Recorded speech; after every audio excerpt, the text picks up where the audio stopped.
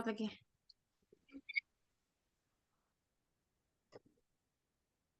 Mulai? Ya, Assalamualaikum warahmatullahi wabarakatuh, Ibu Erlin. Di sini kelompok kami akan mempresentasikan pembahasan mengenai dasar hukum pendidikan Pancasila. Bersama saya, Haura Akila, dan keempat teman saya, ada Gabriela Jovita, Siti Nurrahma, Maria Josephine, dan Rihadatul Aisyah. Baik, kita lanjut ke pembahasan materinya. Gak ke slide, Win. Ya, sebentar. Ulang dari awal, Mar. Ya, baik. Assalamualaikum warahmatullahi wabarakatuh, Ibu Erlin. Di sini kami akan mempresentasikan pembahasan mengenai dasar hukum pendidikan Pancasila dengan saya sendiri, Haura Acila, dan empat teman saya, yaitu Gabriela Jovanka, Siti Nurrohma, Maria Josephine, dan Rihadatul Aisyah. Baik, kita lanjut ke materinya. Yang pertama, dasar-dasar hukum pendidikan Pancasila. Yang pertama itu ada UUD 1945. Yang kedua ada TAP MPR nomor 18 tahun 1998 tentang pencabutan TAP MPR nomor 2 tahun 1998 tentang 4. Kemudian ada pasal 37 ayat 2 tahun 2003 mengenai kurikulum pendidikan tinggi wajib memuat pelajaran pendidikan agama, pendidikan kewarganegaraan, dan pendidikan bahasa. Kemudian ada pasal 39 ayat 2 Undang-Undang nomor 2 tahun 1989 mengenai Diknas lama kurikulum pendidikan wajib ada materi pendidikan agama, pendidikan Pancasila, dan pendidikan kewarganegaraan. Kemudian ada Kemendiknas nomor 232 tahun 2000 pasal 10 ayat 1 mengenai kelompok MPK pada kurikulum inti yang wajib diberikan setiap prodi terdiri atas pendidikan agama, pendidikan Pancasila, dan pendidikan kewarganegaraan. Dan yang terakhir ada keputusan Dirjen Dikti nomor 267 tahun 2000 mengenai ketiga mata kuliah tersebut merupakan mata kuliah pengembangan kepribadian. Untuk materi selanjutnya atau slide selanjutnya akan dibacakan oleh teman saya. Baik, untuk slide selanjutnya mari kita masuk pada bagian pendidikan Pancasila. Pancasila adalah sebagai sumber hak dasar nasional. Artinya, menjadi landasan bagi penyusunan peraturan perundang-undangan. Misalnya ada peraturan perundang-undangan UUD, ketetapan MPR, undang-undang, Perpu, PP, Kepres, dan Perda. PEN Pancasila sebagai MKPK diharapkan mahasiswa tidak sekedar berkembang daya intelektualnya, namun juga sifat dan perilakunya.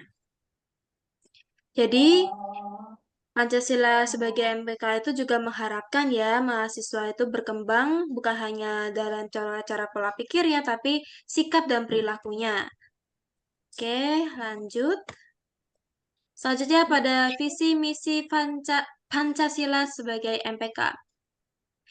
Di sini kita akan masuk pada poin pertama yaitu visi.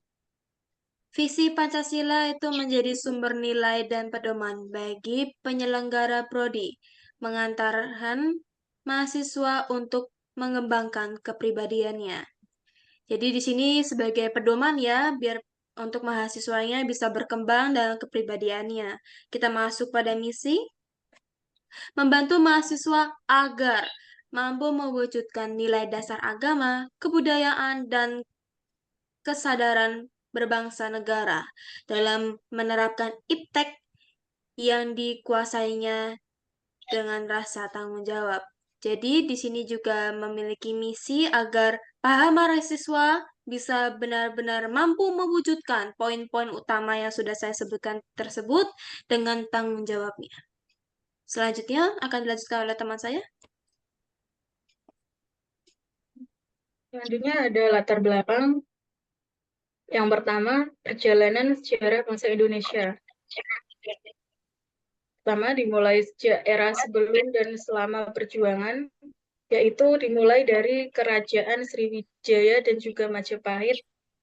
Yang kedua, ada era perebutan dan mempertahankan kemerdekaan. Yang ketiga, ada era pengisian kemerdekaan.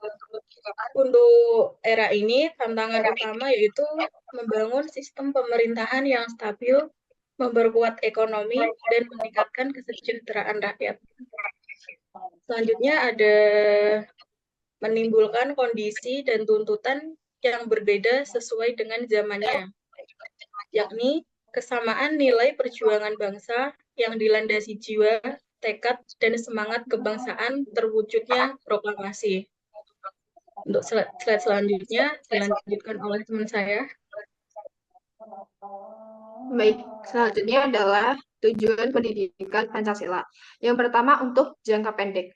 Pendidikan Pancasila pada jangka pendek bertujuan untuk memastikan bahwa setiap individu mulai mengenal, mengetahui, dan memahami nilai-nilai yang terkandung dalam Pancasila.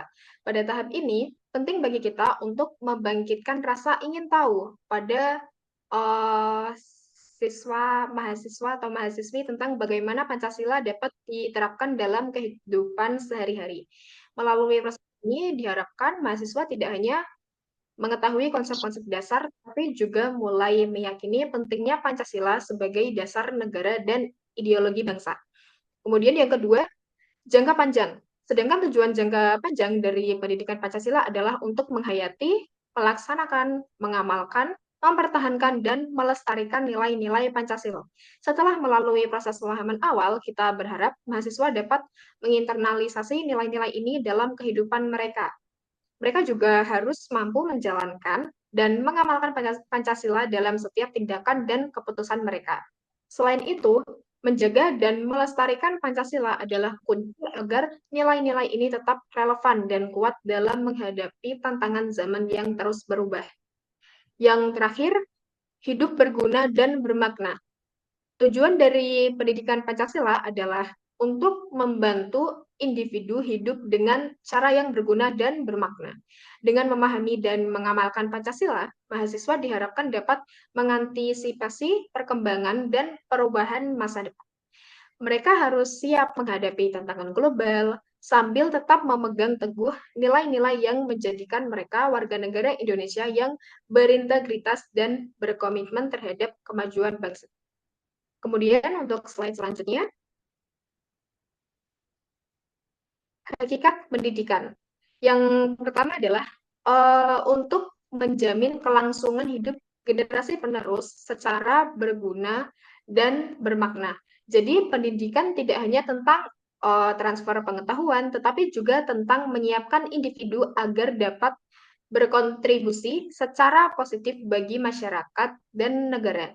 Melalui pendidikan, kita memastikan bahwa generasi penerus memiliki keterampilan, pengetahuan, dan nilai-nilai yang diperlukan untuk menghadapi tantangan masa depan. Kemudian yang kedua, memiliki wawasan kesadaran bernegara untuk bela negara dan memiliki pola pikir, pola sikap, dan perilaku sebagai pola tindak yang cinta tanah air berdasarkan Pancasila. Nah, ini berarti bahwa pendidikan harus menciptakan individu yang tidak hanya cerdas secara intelektual, tetapi juga memiliki komitmen yang mendalam terhadap negara dan bangsanya. Mereka harus siap untuk mempertahankan kedaulatan negara dan bekerja untuk kemajuan bersama. Berikutnya akan dilanjutkan oleh teman saya. Selanjutnya, untuk dapat mewujudkan tujuan dari pendidikan Pancasila, maka dibutuhkannya dasar-dasar pendidikan dari Pancasila. Dasar pemikiran Pancasila sendiri yaitu adalah jiwa patriotik, yaitu sikap bela tanah air yang berani, pantang menyerah, dan rela berkorban demi bangsa dan bernegara. Yang kedua, rasa cinta tanah air. Ini bisa diwujudkan dalam bentuk menggunakan bahasa Indonesia dengan baik dan benar, mendukung produk dalam negeri. Yang ketiga, ada semangat kebangsaan. Yang keempat, kesetiakawanan sosial. Yang kelima, kesadaran pada sejarah bangsa. Hal ini bisa diwujudkan dengan cara memahami sejarah Indonesia yang kita pelajari di sekolah. Yang keenam, sikap menghargai jasa para pahlawan. Hal ini bisa diwujudkan dengan cara belajar dengan giat, menjalankan sikap-sikap Pancasila dengan baik dan benar. Slide selanjutnya.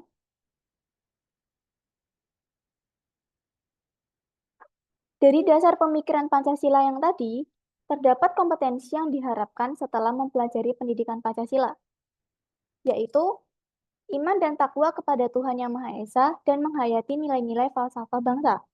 Yang kedua, berbudi pekerti luhur, berdisiplin dalam bermasyarakat, berbangsa, dan bernegara. Yang ketiga, rasional, dinamis, dan sadar akan hak dan kewajiban sebagai warga negara. Yang keempat, bersifat profesional. Dan yang terakhir adalah aktif memanfaatkan iptek dan budaya. Sekian dari kelompok kami. Semoga pendidikan Pancasila dapat mewujudkan penerapan Pancasila yang asli dalam kehidupan kita sehari-hari. Terima kasih Bu Erlin.